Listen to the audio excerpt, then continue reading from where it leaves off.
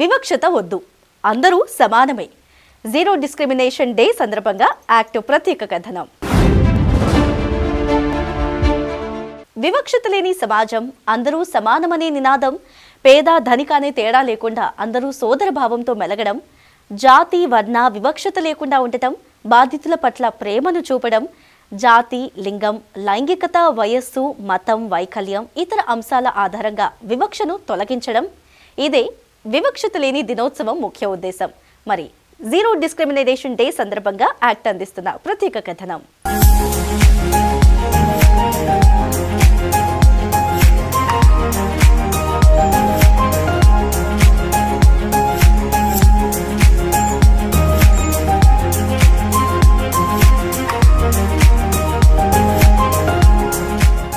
Zero discrimination day వివక్షత లేని దినోత్సవం. సమాజంలో ఎలాంటి వివక్షత లేకుండా అందరూ సమానంగా ఉండాలనే భావాన్ని ప్రతి ఒక్కరిలో పెంపొందించడానికి ఏర్పాటు చేసిందే వివక్షత లేని దినోత్సవం. ప్రతి ఒక్కరూ కలిసిమెలిసి ఉండటం, వివక్షత లేకుండా మెలగడం, ధనిక పేద భేదం చూడకుండా ఐకమత్యంగా ఉండటం, చట్టం ముందు ప్రతి ఒక్కరూ సమానం. మరి ఇదే వివక్షత లేని దినోత్సవం లక్ష్యం.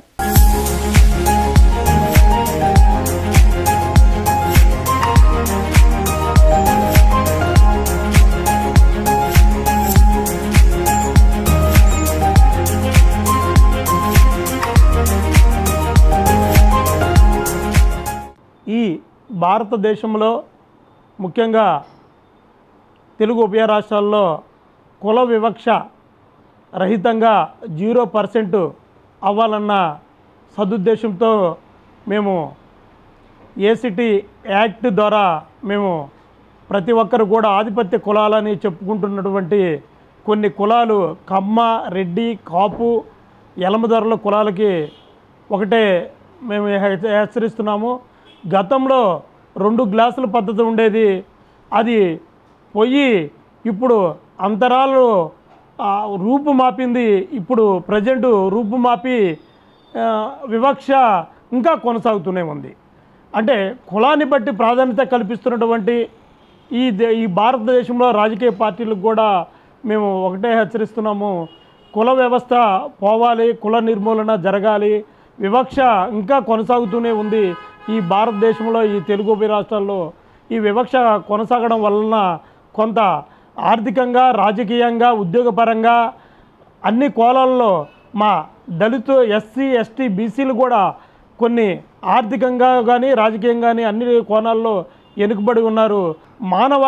ఈ మానవాళిలో ఈ భారతదేశంలో నివసిస్తున్నటువంటి ప్రతి ఒక్కరు కూడా పేద ధనిక లేకుండా అందరిని కూడా ఒక సమాన న్యాయంగా చూడాల్సిన బాధ్యత, రెస్పెక్ట్ ఇవ్వాల్సిన బాధ్యత ఈ సమాజంపై ఉందని యాక్ట్ ద్వారా మీ అందరికీ తెలియజేస్తున్నా. ఐక్యరాజ్య సమితి, ఇతర అంతర్జాతీయ సంస్థలు వివక్షత లేని దినోత్సవాన్ని మార్చి 1వ తేదీన నిర్ణయించాయి. యునైటెడ్ నేషన్లోని అన్ని దేశాలు కూడా ఈ వివక్షత లేని దినోత్సవాన్ని పాటిస్తున్నాయి.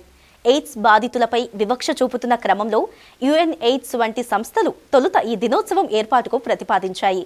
మరి ఈ క్రమంలో యుఎన్ ఎయిడ్స్ సంస్థ ఎగ్జిక్యూటివ్ డైరెక్టర్ మైకెల్ సిడిబే 2024 ఫిబ్రవరి 27వ తేదీన బీజింగ్లోని ఒక కార్యక్రమంలో జీరో డిస్క్రిమినేషన్ డేను ప్రారంభించగా, అధికారికంగా 2014వ సంవత్సరం మార్చి 1వ తేదీన ఈ వివక్షత లేని దినోత్సవాన్ని నిర్వహించారు.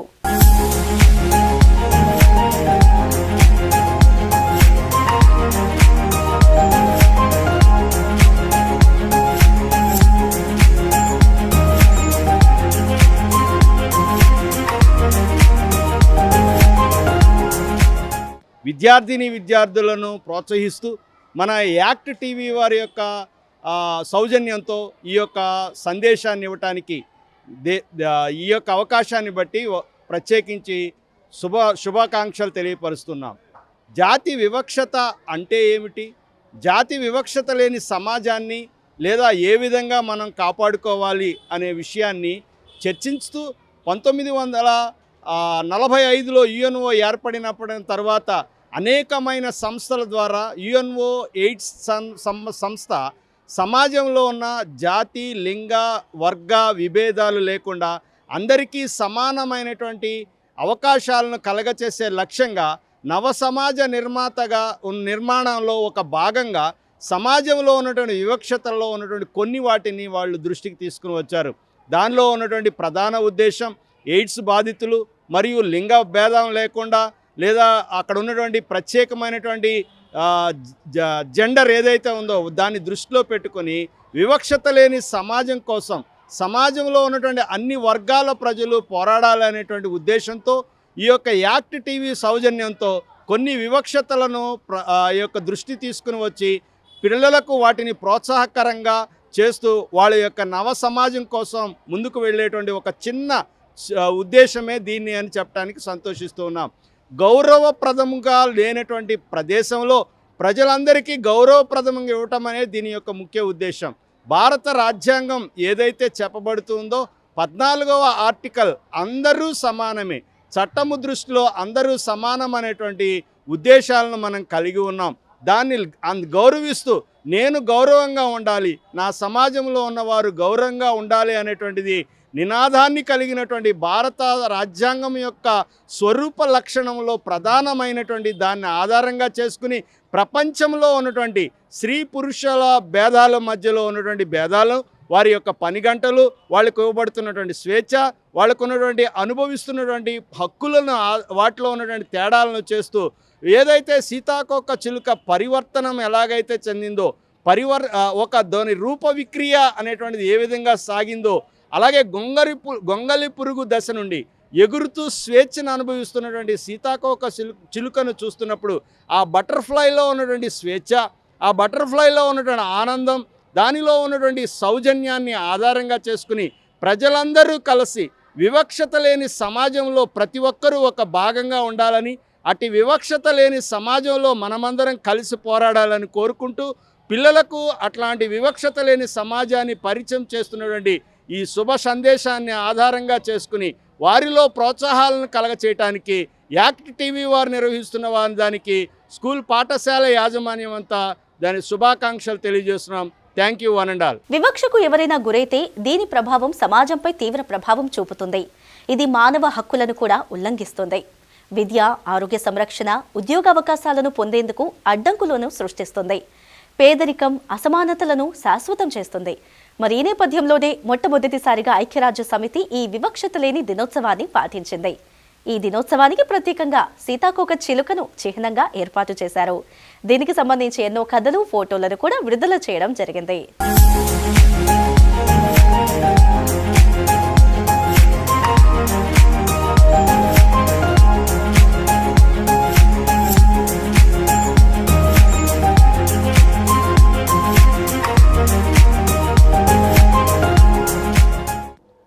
మరి ఈ దేశ చరిత్ర చూసుకున్నట్లయితే ఈ దేశంలో క్రీస్తు పూర్వమే మరి కులాలు సృష్టించబడి అని మనకి మనువాదం ద్వారా తెలియజేస్తుంది. మరి ఆ మనువాదంలో ఏంటంటే నిచ్చెన మెట్ల వ్యవస్థ అంటే హెచ్చు తగ్గు విధానం.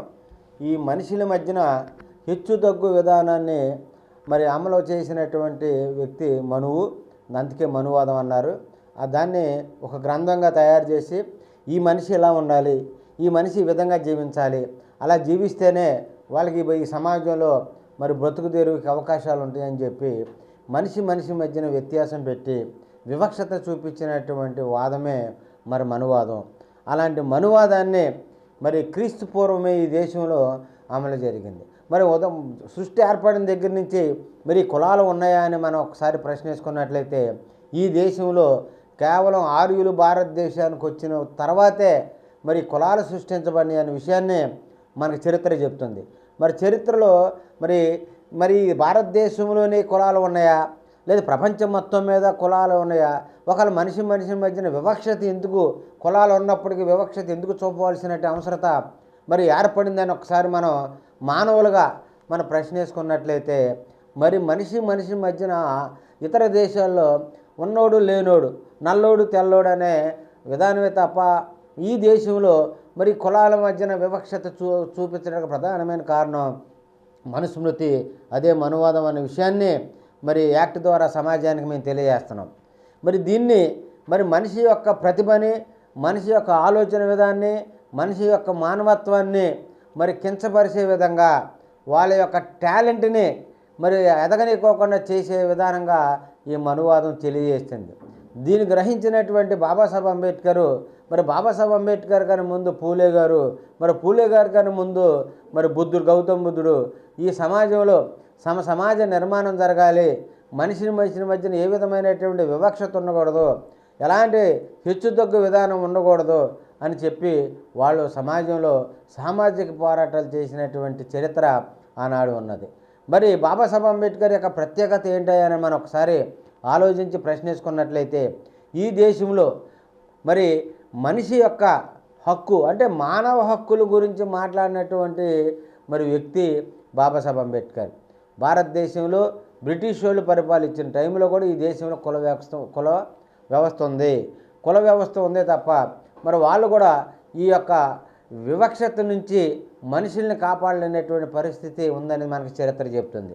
కానీ బాబాసాహెబ్ అంబేద్కర్ ఈ దేశంలో మరి స్వతంత్ర పోరాటంలో చేస్తున్నటువంటి వ్యక్తుల మధ్యన మరి రౌండ్ టేబుల్ సమావేశం ఏర్పాటు జరిగితే బాబాసాహెబ్ అంబేద్కర్ దానికి అటెండ్ అయ్యి, ఈ దేశంలో మాకు వివక్షత ఉంది, ఈ దేశం యొక్క మనిషిని మధ్యన మరి ఈ యొక్క వివక్షతో చిన్న చూపు చూసే పరిస్థితి మరి నాడు ఉన్నదని చెప్పి గ్రహించి బాబాసాహెబ్ అంబేద్కర్ మొట్టమొదటిసారిగా మానవ హక్కుల గురించి మాట్లాడి ప్రపంచానికి తెలియజేసి, ఇదిగో మేము ఇంత జనాభా ఉన్నాం, ఇంతమంది మనుషులు ఉన్న మాకు ఎలాంటి మరి సపోర్ట్ కానీ, ఏ విధమైనటువంటి మరి పరిపాలనలో కానీ, విద్యలో కానీ, శుభ్రతలో కానీ, ఆరోగ్యంలో కానీ ఏ విధమైనటువంటి మనిషిగా చూసే పరిస్థితి లేదని వాళ్ళు చెప్పి ఆ హక్కుల గురించి మాట్లాడినటువంటి ఆనాడు బాబాసాహెబ్ అంబేద్కర్. కాబట్టి ఈ దేశంలో వివక్షత పోవాలి, కులాలను అసలు పట్టించుకోకూడదు, మానవీయ విలువలతోనే మనం బతకాలి. మనిషికి ఉండవలసింది మరి బాడీలో ఏ ఆర్గాన్స్ అయితే ఉన్నాయో అన్ని ప్రపంచంలో ఉన్న వాళ్ళందరి మానవులకు కూడా అయ్యే ఆర్గాన్స్ ఉంటే, ఒకటి ఎక్కువ ఒకటి తక్కువ అంటే ఏముండవు. మన ఆలోచనలో మార్పు అనేది రావాలి. మన ఆలోచన విధానమే చెడుగా ఉంది. మన ఆలోచన విధానాన్ని కనుక మనం మార్చగలిగితే అతి తక్కువ కాలంలోనే భారతదేశం అన్ని రంగాల్లో కూడా అభివృద్ధి చెందడానికి అవకాశం ఉంటుందని మరి నేను తెలియపరుస్తున్నాను. మన దేశంలో కులాల మధ్య వివక్షత అనే అంశం ఎక్కువగా వెలుగులోకి వచ్చింది. ఆర్యులు భారతదేశానికి వచ్చినప్పటి నుండి కులాల ప్రస్తావన ఉందని పలువురు పేర్కొంటున్నారు. ఇక పేద ధనిక వర్ణ భేదాలు ఎప్పటి నుంచో ఉన్నాయని, మనుషుల మధ్య వివక్ష ఉండటం సరైన విధానం కాదని పలువురు ప్రముఖులు అభిప్రాయపడుతున్నారు. వివక్షత అనేది మనిషి ఆలోచన విధానం, నైపుణ్యతను అణిచివేసే విధంగా ఉంటుందని, మరి దీన్ని ప్రతి ఒక్కరూ వ్యతిరేకించాల్సిన అవసరం ఉందని పేర్కొంటున్నారు. మరి నేను ఈరోజు మరి ముఖ్యంగా మన యొక్క భారతదేశంలో ఉన్నటువంటి కుల వ్యవస్థ గురించి చెప్తున్నాను. మరి మనం చూసుకున్నట్లయితే భారతదేశంలో కుల వ్యవస్థ అనేది అనాది నుంచి ఇప్పటికి కూడా కొనసాగుతూనే ఉంది. మరి కుల వ్యవస్థ అనేది మాసిపోయిందని అందరూ అనుకుంటున్నారు, కానీ అది రూపు మారలేదు, కానీ రూపాంతరం చెందింది. మనం చూసినట్లయితే కుల వివక్ష మాత్రమే కాదు, వివక్ష కూడా ఉంది. వివక్ష అంటే ఇప్పుడు స్త్రీ పురుషుల్లో కూడా అనేక రకాలైనటువంటి వివక్షలు ఉన్నాయి. మరి మనం ఏన్షియంట్ లా చూసుకున్నట్లయితే పురాతన కాలంలో కులాన్ని బట్టి తప్పు చేసిన వాడికి శిక్షలు అనేవి విధించడం జరిగేది. ఇప్పుడు ఒక తక్కువ కులంలో ఉన్నటువంటి వ్యక్తి ఏదన్నా తప్పు చేస్తే అతన్ని రాళ్ళతో కొట్టి చంపేవాళ్ళు. అదే ఎక్కువ కులంలో ఉన్నటువంటి మనుషులు అదే తప్పు చేసినట్లయితే వాళ్ళకి ఏదో ఒక నష్టపరిహారాన్ని ధన రూపంలో కట్టించి వాళ్ళని విడిచిపెట్టేసేవారు. కానీ డాక్టర్ బాబాసాహెబ్ అంబేద్కర్ వచ్చిన తర్వాత ఆయన రాసినటువంటి రాజ్యాంగం ద్వారా భారతదేశంలో ఉన్న ప్రజలందరూ కూడా సమానమైనటువంటి న్యాయం జరగాలనే ఉద్దేశంతో ఆయన రాసిన రాజ్యాంగం ద్వారా మనకు అనేక హక్కులు తీసుకురావడం జరిగింది. అయినప్పటికీ ఈనాడు రాజ్యాంగం సరిగ్గా అమలు కాక మనం పనిచేసే ప్రతి చోట కూడా వివక్ష అనేది కొనసాగుతూనే ఉంది. మరి మనం రీసెంట్గా చూసుకున్నట్లయితే అనేక ప్రదేశాల్లో మరి ముఖ్యంగా దళితులు ఎవరైతే పనిచేస్తున్నటువంటి ఆఫీసుల్లో అధికారులుగా ఉన్నారో వాళ్ళకంటే తక్కువగా ఉన్నటువంటి సబార్డినేట్స్ కూడా వివక్ష చూపిస్తూ వాళ్ళకి సహాయ సహకారాలు అందించుకోకుండా, వాళ్ళు చెప్పిన పని వినుకోకుండా ఆఫీసర్ల మీద మరి తిరగబడుతున్నటువంటి సందర్భాలు మనం అనేక చూస్తూ ఉన్నాం. మరి రీసెంట్గా మనం చూసినట్లయితే లక్కవరం జంగారెడ్డిగూడెం గ్రామంలో కూడా ఒక హెచ్ఎం దళితుడిని హెచ్ఎంపై అక్కడ ఉన్నటువంటి స్టాఫ్ అతను మత మార్పిడి చేస్తున్నాడని చెప్పి లేనిపోని అన్ని కల్పించి వివక్షలు అతని మీద చూపించి మరి అలరపాలు చేస్తున్నారు. అలాగే మరి మనం చూసినట్లయితే తిరుపతిలో కూడా ఒక దళితుడైనటువంటి ఒక డీన్ ఆఫ్ స్టడీస్ ప్రిన్సిపల్ని కూడా అనేక రకాలుగా ఇబ్బంది పెట్టడం జరిగింది. అలాగే ప్రతి పనిలో కూడా ప్రతి ఉద్యోగంలో కూడా దళితులకు వివక్ష అనేది ఈనాటికి కూడా ఈ డిజిటల్ యుగంలో కూడా కొనసాగుతూ ఉంది. మరి ముఖ్యంగా చెప్పాలంటే స్త్రీలు దళిత జాతిలో ఉన్నటువంటి స్త్రీలు మరియు అన్ని కులాల్లో ఉన్నటువంటి స్త్రీలు కూడా వివక్ష అనేది ఎదుర్కొంటూ ఉన్నారు.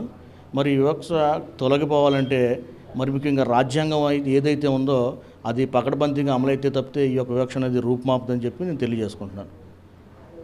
ఈరోజు ముఖ్యంగా మార్చి 1వ తేదీ ఈ రోజుకి ఇంటర్నేషనల్ జీరో డిస్క్రిమినేషన్ డేగా గుర్తించారు.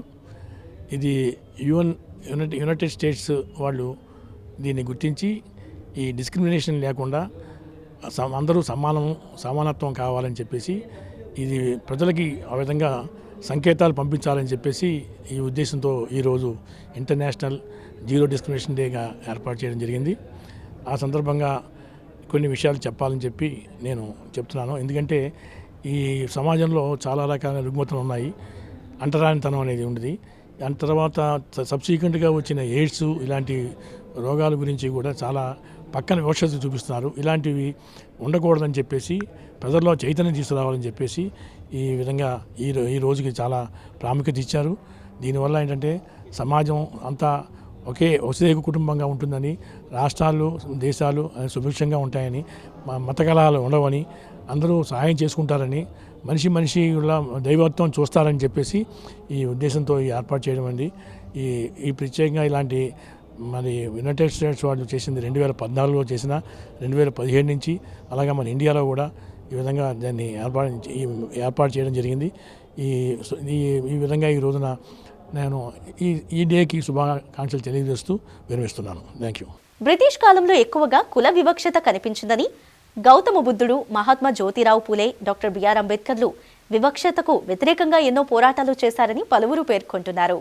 డాక్టర్ బిఆర్ అంబేద్కర్ రచించిన రాజ్యాంగంలో వివక్షతకు వ్యతిరేకంగా ఎన్నో అంశాలు కూడా పొందుపరిచి ఉన్నాయని, ఆర్టికల్ 12 నుండి 31 వరకు ప్రాథమిక హక్కులు ఉన్నాయని, మరి ఈ హక్కులు వివక్షతను రూపుమాపేవిగా ఉన్నాయని పేర్కొన్నారు.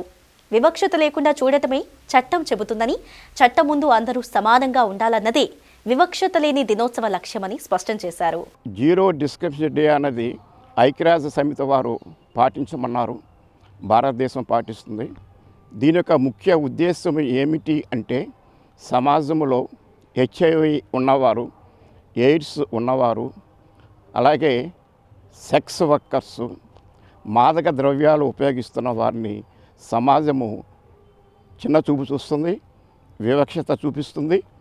ఇప్పటికీ ప్రపంచంలో ఒక 30 దేశాలు ఎయిడ్స్ వ్యాధిగ్రస్తుల్ని, హెచ్ఐవి పాజిటివ్ ఉన్న వాళ్ళని బస్సుల్లో కానీ, రైల్లో కానీ, విమానంలో కానీ ప్రయాణానికి అనుమతించరు.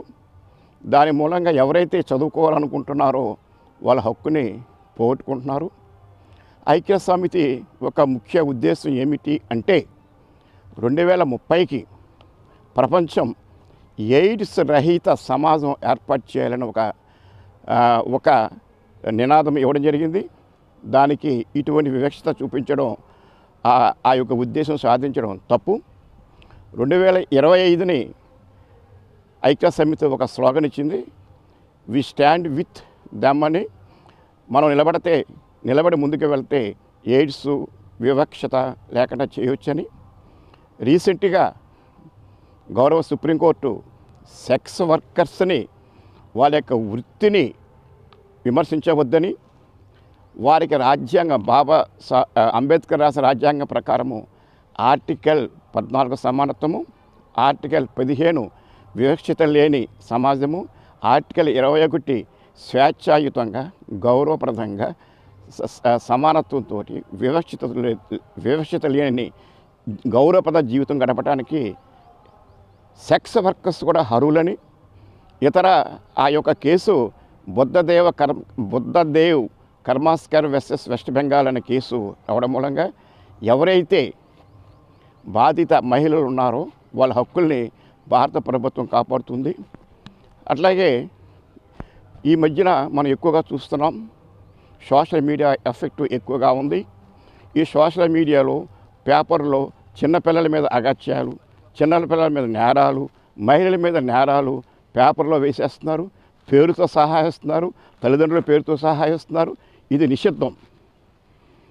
మనకి కొత్తగా ఏర్పడిన భారతీయ న్యాయ సమితి సెక్షన్ 72(1) ప్రకారము విక్టిమ్ స్త్రీ, బాధిత స్త్రీ కానీ బాధిత మహిళ యొక్క వివరాలు ప్రకటించడం మూలంగా వాళ్ళు సమాజంలో వాళ్ళ దగ్గర చేరనివ్వకుండా వాళ్ళని వివక్షత గురవుతున్నారు. అలాగే బాధిత బాలుడు అత్యాచారానికి గురవుతే వాళ్ళ పేర్లు కూడా టీవీలో వేస్తున్నారు. వేడి మూలంగా వారు సమాజంలో వాళ్ళ దగ్గర చేరనివ్వకుండా వాళ్ళు వివక్షత గురవుతున్నారు. అలాగే బిఎన్ఎస్ చట్టం ప్రకారం కానీ, జువెనైల్ జస్టిస్ ప్రకారం కానీ, పోక్సో చట్టం ప్రకారం కానీ, పోక్సో సెక్షన్ 23(2) ప్రకారం కానీ ఎవరైనా బాధిత మహిళలు యొక్క వివరాలు, అత్యాచార వివరాలు ప్రశ్నిస్తే వాళ్ళకి 3 సంవత్సరాల శిక్ష, తగిన జరిమానా వేస్తున్నారు. వేయమని చట్టం చెప్తుంది. అది కానీ పిల్లు లాంటివి వేస్తే వాళ్ళంతా అది ఆ వివక్షత మూలంగా వాళ్ళంతా బాధితులు అవుతారు. మరి ఒకటి, ఇదే విషయం బాలికలు మహిళల మీద అత్యాచార సంఘటనలు జరిగినప్పుడు ఇన్స్టాగ్రామ్లో కానీ, ఫేస్బుక్లో కానీ, ట్విట్టర్లో కానీ, ఎక్స్లో కానీ వాట్సాప్ని పెట్టి ఉన్నట్టయితే 7 సంవత్సరాలు తక్కువ కాకుండా శిక్ష, 10 లక్షల వరకు జరిమానా వేయమని information technology act section 66A, section 67A, section 66Fలో ఇవ్వడం జరిగింది. కాబట్టి ఈ యొక్క ఐక్యరాజ్య సమితికి ముఖ్య ఉద్దేశం ఏంటంటే ఎవరైతే బాధిత స్త్రీలు, బాధిత బాలికలు, ఎయిడ్స్ వారు, మాదక ద్రవ్యాలు సేవించే వాళ్ళు, జైల్లో ఉన్న హక్కులకి భంగం కలిగించి వివక్షత చూపిస్తున్న వాళ్ళకి వివక్షత చూపించకూడదని, బుద్ధదేవ కర్మాస్కార్ కేసులో చెప్పిన ప్రకారము వాళ్ళకి అన్ని హక్కులు ఉన్నాయని, వాళ్ళ జీవన విధానము అంబేద్కర్ రాసిన రాజ్యాంగ జీవన విధానము వాళ్ళకి అన్ని హక్కులు ఉన్నాయని, చట్టపరంగా అన్ని హక్కులు ఉండాలని ఆశిస్తూ ఐక్యరాజ్య సమితి, భారత ప్రభుత్వము ఎన్నో చట్టపరం చేస్తుంది. సో వివక్షత లేని సమాజము భారతదేశంలో ఉండాలి. ఎక్కువగా దళితులు, కొందరు బీసీలు, అల్పసంఖ్యాక మతపరంగా అల్పసంఖ్యాక వర్గాలు, భాషాపరంగా అల్పసంఖ్యాక వర్గాలు కొన్ని చోట్ల విపరీతమైన వివక్షత గురయ్యి, దాడులకు గురయ్యి వాళ్ళ హక్కుల్ని పోగొట్టుకుంటున్నారు. కాబట్టి మా ఐక్యరాజ్య సమితి ఏదైతే ఉందో 0 డిస్క్రిమినేషన్ డే అని మనం పాటించాలని, అది సాధించాలని ఏలూరు బార్ అసోసియేషన్ అడ్వకేట్గా నేను కోరుచున్నాను.